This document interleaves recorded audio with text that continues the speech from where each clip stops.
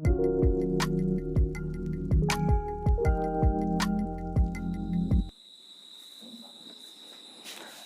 ছাত্ৰ ছাত্ৰীসকল, আজি নৱম শ্ৰেণীৰ গণিতৰ অনুশীলনী 1.5ৰ 3 নম্বৰ আৰু 4 নম্বৰ প্ৰশ্ন দুটাৰ সমাধান কৰিম। 3 নম্বৰ প্ৰশ্নটো হ'ল, মনত পেলোৱা যে পাইৰ সংজ্ঞা দিওঁতে ইয়াক এটা বৃত্তৰ পৰিধি ধৰা C আৰু সেই বৃত্তৰ ব্যাসৰ ধৰা D অনুপাত বুলি কোৱা হৈছিল, অৰ্থাৎ পাই = C/D। দেখা গৈছে যে এই কথাই পাই যে অপৰিমেয় সেই তথ্যৰ বিৰোধিতা কৰিছে। এই বিৰোধিতা কিদৰে মীমাংসা কৰিবা? এতিয়া পাইৰ সংজ্ঞাটো হ'ল এটা বৃত্তৰ পৰিধি আৰু ব্যাসৰ অনুপাত। এটা বৃত্তৰ পৰিধি আৰু ব্যাসৰ অনুপাতটো এটা স্থিৰ সংখ্যা আৰু এই স্থিৰ সংখ্যাটোকে পাইৰে নিৰ্দেশ কৰা হয়।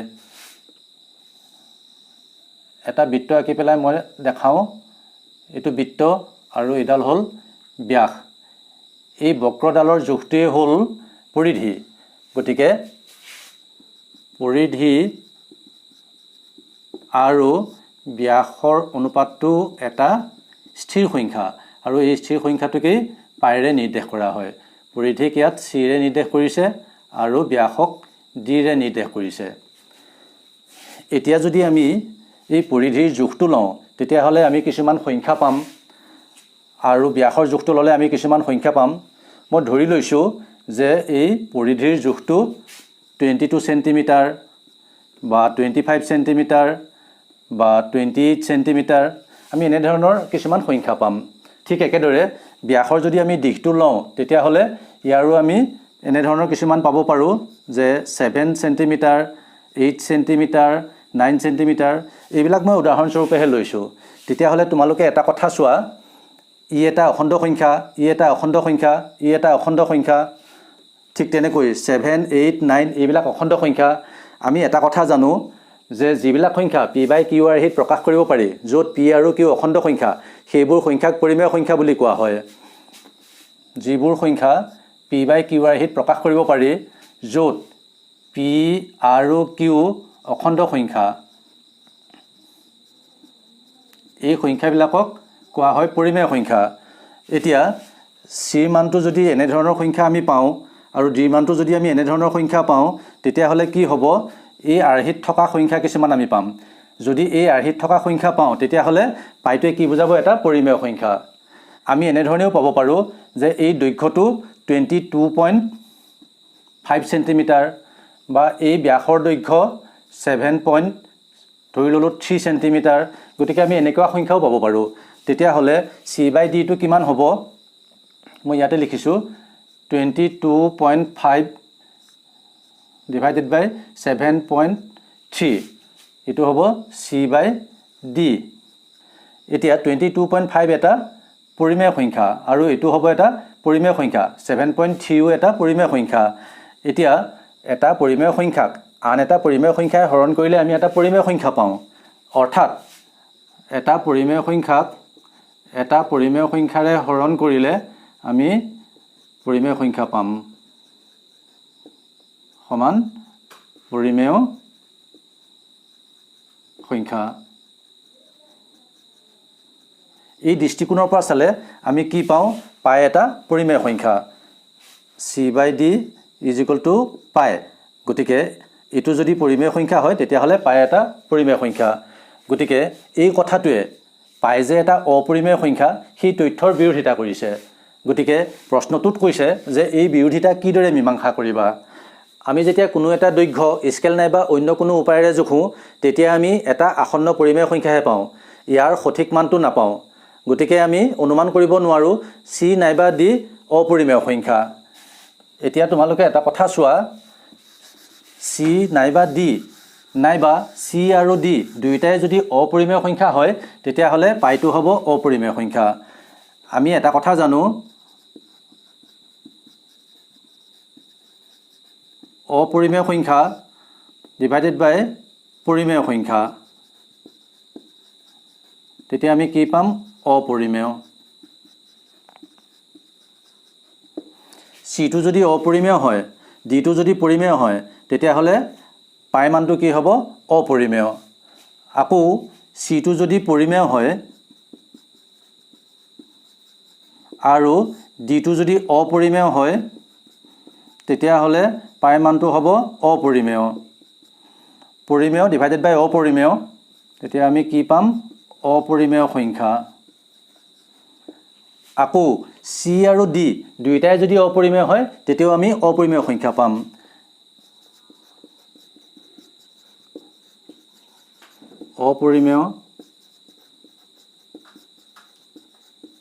অপৰিমেয় এটা অপৰিমেয় সংখ্যাক আন এটা অপৰিমেয় সংখ্যা হৰণ কৰিলে আমি এটা অপৰিমেয় সংখ্যাই পাম গতিকে পাই যে এটা অপৰিমেয় সংখ্যা এই কথাৰ কোনো বিৰোধ নাই এতিয়া আমি 3 নম্বৰ প্ৰশ্নটোৰ সমাধান কৰিলো তোমালোকে নিশ্চয় ইয়াৰ সমাধানখিনি বুজিব পাৰিছা এতিয়া আমি 4 নম্বৰ প্ৰশ্নটো কৰো 4 নম্বৰ প্ৰশ্নটো চোৱা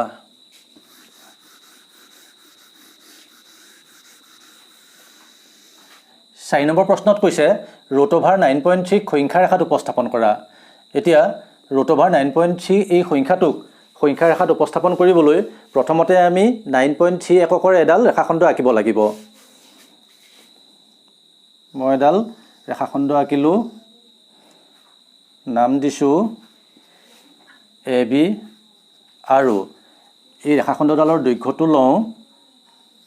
9.3 একক ইয়াত অনুমানৰ ওপৰত লোৱা হৈছে তোমালোকে কম্পাস ব্যৱহাৰ কৰিব লাগিব স্কেলৰ সহায়ত এই ৰেখাখণ্ডডাল আঁকিবা ইয়াৰ পিছত AB ক আমি এনেদৰে বহাই দিম যাতে 1 একক বৃদ্ধি হয় AB ক C বিন্দুলে বহাই দিলো আৰু BC ৰ দৈৰ্ঘ্য 1 একক 9.3 একক এতিয়া AC ৰ মধ্যবিন্দুটো আমি নিৰ্ণয় কৰিব লাগিব AC ৰ মধ্যবিন্দুটো নিৰ্ণয় কৰিবলগীয়া হলে AC ৰ এডাল লম্ব সমদ্বিখণ্ডক অঙ্কন কৰিব লাগিব AC ৰ লম্ব সমদ্বিখণ্ডক অঙ্কন কৰিবলৈ তোমালোকে নিশ্চয় জানিবা এতিয়া A বিন্দু কেন্দ্ৰ হিচাপে লৈ AC ৰ আধাতকৈ বেছি ব্যাসাৰ্ধ লৈ আমি AC ৰ ওপৰ ফালে আৰু তলৰ ফালে একোটাকৈ চাপ অঙ্কন কৰিব লাগিব A বিন্দু কেন্দ্ৰ হিচাপে লৈ কম্পাসৰ সহায়ত তোমালোকে এনেদৰে চাপ দুটা অঙ্কন কৰিবা ইয়াৰ পিছত C বিন্দু কেন্দ্ৰ হিচাপে লৈ আগৰ সমান ব্যাসাৰ্ধ লৈ এই চাপকেইটা আগতে আমি যেটো ব্যাসাৰ্ধ লৈছো সেই ব্যাসাৰ্ধৰ সমান ব্যাসাৰ্ধ লৈ তোমালোকে এই চাপকেইটাক কটাকৈ আন দুটা চাপ অঙ্কন কৰা এনেকৈ দুটা চাপ অঙ্কন কৰি দিয়া এতিয়া এই চাপ দুটাই কটাকটি কৰা বিন্দুকেইটা সংযোগ কৰি দিয়া এডাল স্কেলৰ সহায়ত তোমালোকে এনেদৰে সংযোগ কৰি দিবা এতিয়া ইডালেই হ'ব AC ৰ লম্ব সমদ্বিখণ্ডক তেতিয়া হলে এই বিন্দুটো হ'ব AC ৰ মধ্যবিন্দু ধৰি লওঁ এই বিন্দুটো M ইয়াৰ পিছত আমি এটা অৰ্ধবৃত্ত অঙ্কন কৰিম M বিন্দু কেন্দ্ৰ হিচাপে লৈ আৰু ব্যাসাৰ্ধ লম M এৰ সমান এতিয়া M বিন্দু কেন্দ্ৰ হিচাপে লৈ M এৰ সমান ব্যাসাৰ্ধ লৈ আমি এটা অৰ্ধবৃত্ত অঙ্কন কৰো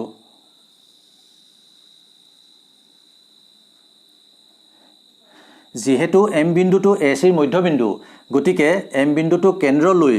M এৰ সমান ব্যাসাৰ্ধ লৈ অকা অৰ্ধবৃত্তটো C বিন্দুৰ মাজেৰে যাব কাৰণ MA আৰু MC সমান সমান এতিয়া B বিন্দুত এডাল লম্ব অঙ্কন কৰিব লাগিব মই কম্পাস ব্যৱহাৰ নকৰাকৈ এডাল লম্ব অঙ্কন কৰি দিছো তোমালোকে কম্পাস ব্যৱহাৰ কৰিবা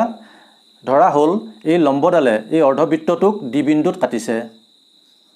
এতিয়া এই BD ৰ দৈৰ্ঘ্যটোৱে হ'ব √9.3 ইডালৰ দৈৰ্ঘ্য হ'ল √9.3 এতিয়া আমি কি কৰিম AC ক বহাই দিম AC ক অলপ বহাই দিলো দিয়াৰ পিছত B বিন্দু কেন্দ্ৰ হিচাপে লৈ BD ৰ সমান ব্যাসাৰ্ধ লৈ এটা চাপ আঁকিম যাতে এই চাপটোৱে এই AC ৰ বৰ্ধিত অংশত কাটে এতিয়া ইয়াতে এটা চাপ আঁকি দিওঁ এই চাপটোৱে AC ৰ বৰ্ধিত অংশত ধৰা হল ই বিন্দুত কাটিছে এতিয়া এই বিন্দুটোৱে হ'ব √9.3 ইয়াত যেহেতু B বিন্দুটো কেন্দ্ৰ হিচাপে লৈ BD ৰ সমান ব্যাসাৰ্ধ লৈ আমি চাপটো আঁকিছো গতিকে BD ৰ দৈৰ্ঘ্য আৰু BD ৰ দৈৰ্ঘ্য সমান সমান আৰু ইহঁতৰ দৈৰ্ঘ্য হ'ল √9.3 ইয়াত B বিন্দুটোৱে 0 বুজাইছে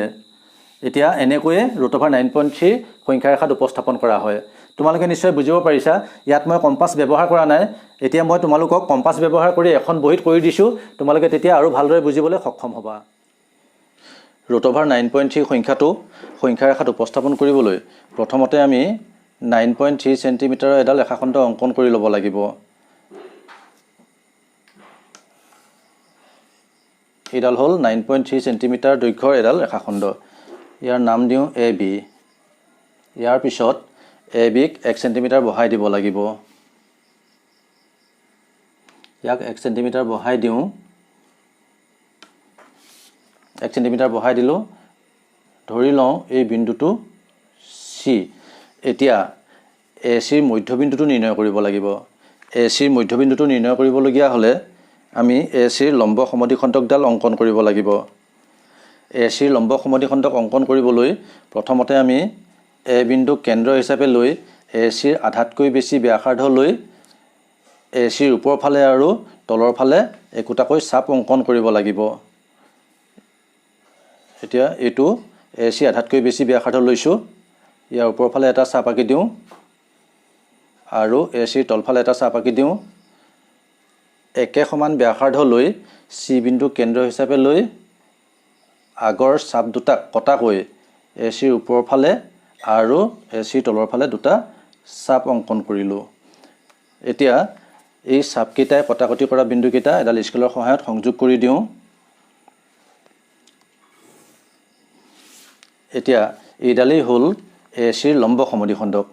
গতিকে এই বিন্দুটো হ'ব AC ৰ মধ্যবিন্দু এতিয়া M বিন্দু কেন্দ্ৰ হিচাপে লৈ M এৰ সমান ব্যাসাৰ্ধ লৈ আমি এটা অৰ্ধবৃত্ত অংকন কৰিব লাগিব এই অৰ্ধবৃত্তটো C বিন্দুৰ মাজেৰে যাব এতিয়া অৰ্ধবৃত্তটো অংকন কৰোঁ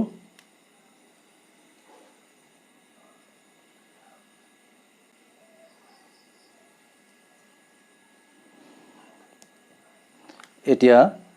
B বিন্দুত আমি এডাল লম্ব অংকন কৰিব লাগিব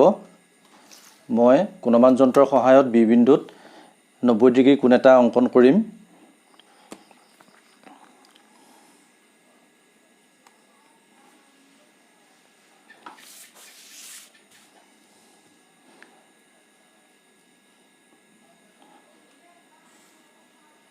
এতিয়া এই কোণটো হ'ব 90 ডিগ্ৰী আৰু এই কোণটো 90 ডিগ্ৰী হ'লে এডাল হ'ব লম্ব ধৰা হ'ল এই লম্বডালে এই অৰ্ধবৃত্তটোক কটা বিন্দুটো D এতিয়া এই BD হ'ব √9.3 এতিয়া AC ক আমি অলপ বহাই দিওঁ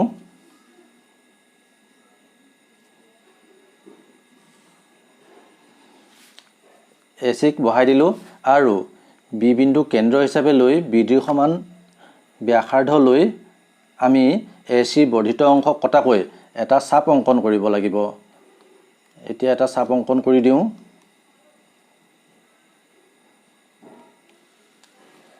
এই চাপটোৱে AC বৰ্ধিত অংশত ধৰা হ'ল E বিন্দুত কাটিছে এই E বিন্দুটোই হ'ব √9.3 ইয়াত BD দৈৰ্ঘ্যটো √9.3 গতিকে BD দৈৰ্ঘ্যটো হ'ব √9.3